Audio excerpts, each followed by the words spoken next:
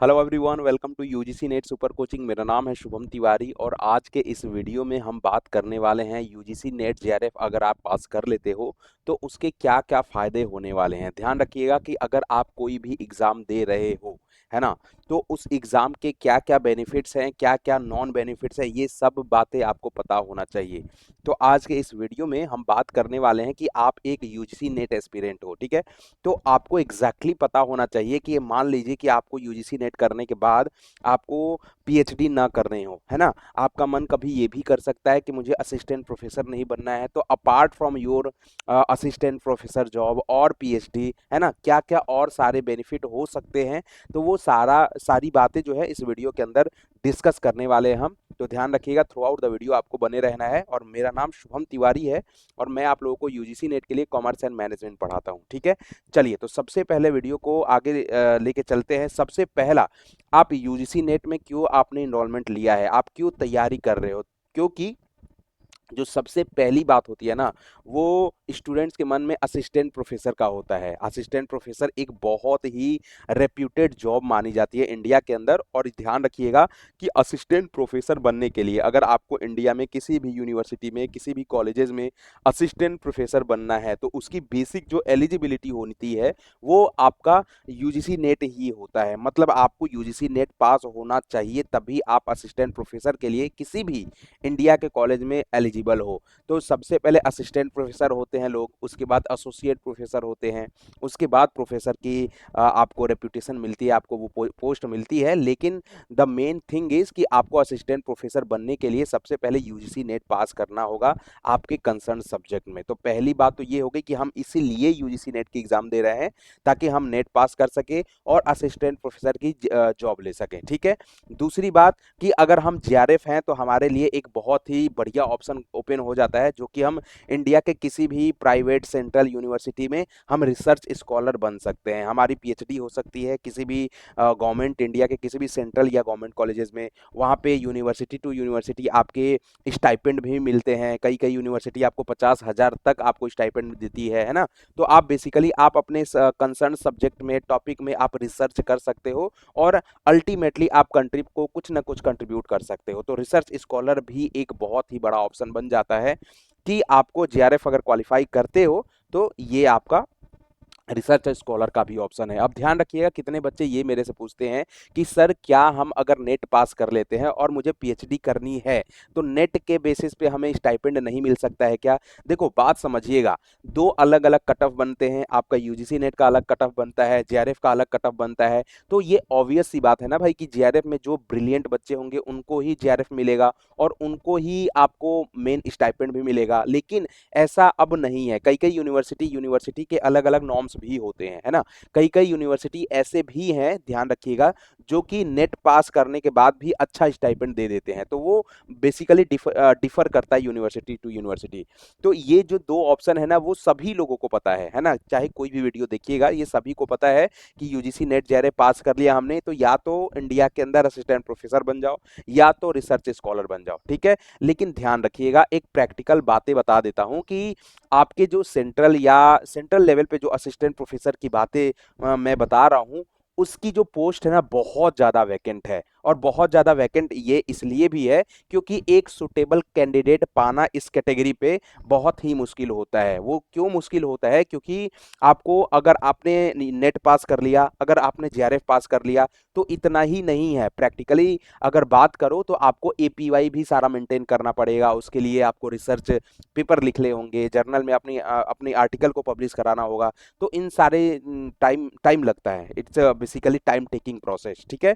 तो ये तो दो आपको बेसिक ऑप्शन दिख रहे हैं, है ना। लेकिन आपके पास अदर क्या ऑप्शन है आपके इस दोनों के अलावा, क्लियर। तो जो तीसरा ऑप्शन मैं आपको बता रहा हूं वो देखो, जैसे मैं पढ़ा रहा हूँ आपको ऑनलाइन एजुकेशन में, आपको पता है कि आजकल की डेट में जब से कोरोना आया है तो आपको जो एडिटिंग इंडस्ट्री है ना, वो बूम पर चला गया है। बूम पर मतलब आप हजारों वीडियोस देखते हो यूट्यूब के ऊपर, है ना। तो काफी ऑनलाइन एजुकेशन का जो है आपका क्रेज वो बढ़ चुका है। तो अगर आप यूजीसी नेट कैटेगरी में किसी को पढ़ाना चाहते हो, उसके लिए कंपनीज क्या करती हैं, जो भी एडटेक इंडस्ट्रीज की कंपनी होती हैं, उनका बेसिक क्राइटेरिया ही होता है कि भैया आपको यूजीसी नेट उसी सब्जेक्ट में जो आप पढ़ाना चाहते हो उसमें उसमें क्वालिफाई होना पड़ेगा। ठीक है, तो आपका एक तो ऑप्शन ये भी खुल जाता है कि ऑनलाइन एडुकेटर आप बन सकते हो। क्लियर। उसके बाद हम चौथे ऑप्शन की बात करें तो देखो पीएसयू जो है हमारा, अब पीएसयू का मतलब क्या होता है, पब्लिक सेक्टर अंडरटेकिंग। ठीक है, अगर आप यूजीसी नेट मान लीजिए, कई कई बार क्या होता है कि आपका कॉमर्स में वैकेंसी आता है, मैनेजमेंट की तरफ से वैकेंसी आता है। ठीक है, तो अगर कॉमर्स और मैनेजमेंट में आप यूजीसी नेट किया हुआ है तो कई सारे पीएसयूज भी आपको, पीएसयूज जनरली ये गवर्नमेंट ऑर्गेनाइजेशन होते हैं, गवर्नमेंट अंडरटेकिंग होते हैं। पीएसयूज का full form public sector undertakings होते हैं। क्लियर। और इसके अंदर तीन तरीके के हमारे कैटेगरी होते हैं, महारत्ना होता है, मिनी रत्ना होता है, नवरत्ना होता है। जैसे हम महारत्ना की बात करें, हमारा कोल इंडिया हो गया, आईयूसीएल हो गया। मेरे पर्सनली मतलब मैंने कई स्टूडेंट को पढ़ाया है जो कि आपको पीएसयूज में आज के डेट में मैनेजमेंट से उन्होंने नेट किया है ना, और आज के डेट में उन्होंने पीएसयूज में वो काफी अच्छा कर रहे हैं बेसिकली। क्लियर। तो पीएसयूज में भी आपको जॉब मिल सकता है, और पीएसयूज का जो जॉब होता है ना वो एकदम रॉयल जॉब होता है। ठीक है, मतलब बहुत इतने ज्यादा पैसे होते हैं, बहुत ज्यादा पैसे के अलावा जो मॉनेटरी बेनिफिट के अलावा नॉन मॉनेटरी बेनिफिट भी आपको बहुत ज्यादा मिलता है। क्लियर। तो पीएसयूज भी एक बेस्ट ऑप्शन मान सकते हो। क्लियर। तो हमने अभी तक चार बताया। उसके बाद अगर हम बात करें तो देखो, आपको assistant professor, PSU, research scholar, online educator के अलावा अगर प्राइवेट कंपनीज में जाते हो तो प्राइवेट कंपनीज में आप अगर यूजीसी नेट जेआरएफ पास किया है आपने, तो आपको ये प्राइवेट कंपनी वाले ये कंसीडर करते हैं कि भैया आपने इस लेवल की पढ़ाई करी है, मतलब आप एक पूरे इंटेलेक्चुअल इंसान हो। ठीक है, तो इंटेलेक्चुअल इंसान के लिए आपको प्राइवेट में बहुत बड़ी एक पोस्ट आती है, जैसे रिसर्च एनालिटिक्स की। मान लीजिए कि कोई भी आपकी जो कोई भी कंपनी एक प्रोडक्ट लॉन्च कर रही है ना, उसके लिए प्रोडक्ट लॉन्च करने से पहले बहुत सारे रिसर्च एंड डेवलपमेंट किए जाते हैं। क्लियर। तो रिसर्च एनालिटिक्स के तौर पे भी आप काम कर सकते हो, और कंटेंट क्रिएशन के काम पर भी आपको वहां पे लगाया जा सकता है, जो कि मोस्टली हाई पेइंग जॉब्स है इंडिया के अंदर। राइट। तो प्राइवेट कंटेंट हो सकता है, आपको रिसर्च एनालिटिक्स की भी जॉब मिल सकती है। सिमिलरली अगर नेक्स्ट अपॉर्चुनिटीज की बात करें तो हमारा हो सकता है पब्लिशिंग हाउस में। ठीक है, आप इस लेवल पे पढ़ाई किया है, आपने आपने यूजीसी नेट जेआरएफ क्रैक किया एग्जाम। यूजीसी नेट जेआरएफ भले ही आपका एलिजिबिलिटी एग्जाम है, लेकिन ध्यान रखिएगा ये एक अपने आप में बहुत बड़ा एग्जाम है, बहुत इंपॉर्टेंट रोल प्ले करता है आपके करियर डेवलपमेंट के लिए। राइट। तो पब्लिशिंग हाउस में जैसे आपने प्रूफ रीडर का जॉब आपको मिल सकता है उसमें। ठीक है, उसके बाद एडिटर की जॉब मिल सकती है। तो पब्लिशिंग हाउस में भी यहाँ पे अपॉर्चुनिटीज आपके पास ओपन हो जाते हैं। अपार्ट फ्रॉम दीज ऑप्शंस, आपको अगर गवर्नमेंट की मान लीजिए कोई पॉलिसीज आती है, गवर्नमेंट हर साल, जब पता है आपको, शॉर्ट टर्म में पॉलिसीज अपनी रिव्यू करती रहती है, चेंज करती रहती है।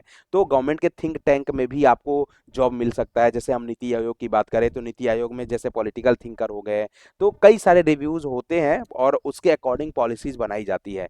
तो वहाँ थिंक टैंक में भी आपको जॉब मिल सकती है। तो ये सारे, यही नहीं है प्रैक्टिकली अगर सोचिएगा तो आपका केवल और केवल यही नहीं है कि आप केवल असिस्टेंट प्रोफेसर बन गए। हो सकता है ना भाई कि मुझे पढ़ाने की जिज्ञासा ना है ना, हो सकता है मुझे पीएचडी भी नहीं करनी है, लेकिन मुझे हायर स्टडीज के लिए जाने हैं। क्लियर। तो आपके लिए यूजीसी नेट का एग्जाम जो है बहुत बेस्ट माना जाता है। तो इन 6 जो मैंने आपको जॉब अपॉर्चुनिटीज बताए हैं, इनके अलावा भी बहुत सारे जॉब अपॉर्चुनिटीज हैं जो आप यूजीसी नेट जेआरएफ एग्जाम पास करके सारे अपॉर्चुनिटीज को अवेल कर सकते हो। तो ये एक इंपॉर्टेंट वीडियो है, ध्यान रखिएगा। अगर जो भी बोलते हैं कि भैया मैंने यूजीसी नेट पास कर लिया है और जॉब नहीं है, ये एक मिथ है, टोटली टोटल।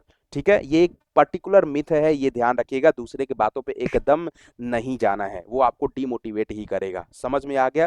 तो आज के डेट में आपको पता है कि यूजीसी नेट का जो एग्जाम है ना कितना ज्यादा इंपॉर्टेंट हो चुका है। तो अगर आप इसी एग्जाम की तैयारी कर रहे हो तो ध्यान रखिएगा। मेरा नाम सॉरी शुभम है, कॉमर्स नहीं है। मैं कॉमर्स बेसिकली पढ़ाता हूँ। ठीक है, कॉमर्स और एंड मैनेजमेंट पढ़ाता हूँ। तो नीचे दिए गए नंबर पे हमारा आपको फाउंडेशन कोर्स मिल सकता है। नीचे दिए गए जो नंबर है उस पर कॉल करके अपने आप को फाउंडेशन कोर्स में इनरोल करा लीजिए और हमारे साथ जल्दी से जुड़ जाइए, ताकि हमारे साथ आप जुड़ के एक अपनी शुरुआत को आगे ले जा सके। ठीक है, तो ये छोटी सी वीडियो थी लेकिन एक इंफॉर्मेटिव वीडियो थी। आई बिलीव कि ये वीडियो बहुत ही ज़्यादा आपको इन्फॉर्मेशन दे के गया होगा और इतनी बातें बहुत ज़्यादा आपको डिटेल में पता चल गया होगा। ठीक है, तो जरूर इस वीडियो को लाइक करिएगा, चैनल पे नए हो सब्सक्राइब करिएगा और अपने दोस्तों के साथ, अपने मित्रों के साथ शेयर भी करिएगा। Thank you very much.